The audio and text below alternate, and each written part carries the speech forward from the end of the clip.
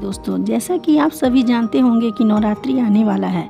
नवरात्रि का ये 9 दिन बहुत ही पावन दिन होता है। तो 2024 शारदीय नवरात्रि 3 अक्टूबर से प्रारंभ होगी और 12 अक्टूबर को इसकी समाप्ति होगी। इस बार माँ भवानी हाथी पर नहीं बल्कि पालकी पर सवार होकर के आ रही हैं। वेदों के अनुसार यह मान्यता है कि अगर माँ भवानी अपनी वाहन सिंह पे ना आकर अगर पालकी पर आती हैं तो बहुत शुभ माना जाता है और बहुत कल्याणकारी भी माना जाता है। जो भक्त सच्चे मन से देवी माँ की पूजा आराधना करेंगे, माँ भवानी अवश्य प्रसन्न होंगी, भक्तों की सारी मनोकामना अवश्य पूर्ण करेंगी। इस बार पूरे 9 दिन के लिए माता रानी आ रही हैं। ऐसे में कलश स्थापना का शुभ मुहूर्त है 3 अक्टूबर को सुबह 6:19 से सुबह 7:23 तक है। माता रानी की कृपा पाने के लिए हम भक्तों का यही प्रयास होता है इन 9 दिनों में पूजा पूरी विधि विधान से हो सके। शास्त्रों में ये विधान है कि व्रत को पूर्ण विधि विधान से करने से ही आपको व्रत की पूर्ण लाभ मिलता है। शास्त्रों में ये विधान है, व्रत को पूर्ण विधि विधान से करने से ही आपको व्रत का पूर्ण लाभ मिलता है। माता रानी प्रसन्न होती हैं, भगवती माता प्रसन्न होती हैं, मन चाहा फल देती हैं और गरीबी भी दूर करती हैं।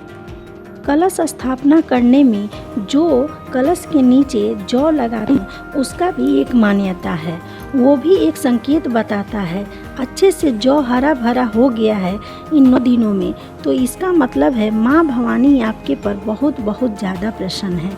माता रानी को लौंग चढ़ाते वक्त भी ध्यान देना चाहिए कि जो लौंग आप चढ़ा रहे हैं उसका फूल तो टूटा ना हो। नारियल चढ़ाने के वक्त भी पानी वाला होना चाहिए, अखंडित नारियल बिल्कुल नहीं होना चाहिए। कुट्टू का आटा अगर आप खा रहे हो तो ध्यान दीजिए कि वो आटा पुराना ना हो, जिसमें कीड़े ना पड़े हों। अखंड ज्योत जलाए हैं तो ध्यान रखें, रात में भी ध्यान दें और दिन में भी ध्यान दें ताकि 9 दिन तक दीप बुझ न पाए। नवरात्रि के दौरान सीताफल जरूर खाना चाहिए। ऐसा माना है कि नवरात्रि के समय सीताफल का घर में आना बहुत ही शुभ माना गया है। सीताफल खाने से व्रत सफल हो जाता है, क्योंकि इस फल में माँ सीता का आशीर्वाद होता है।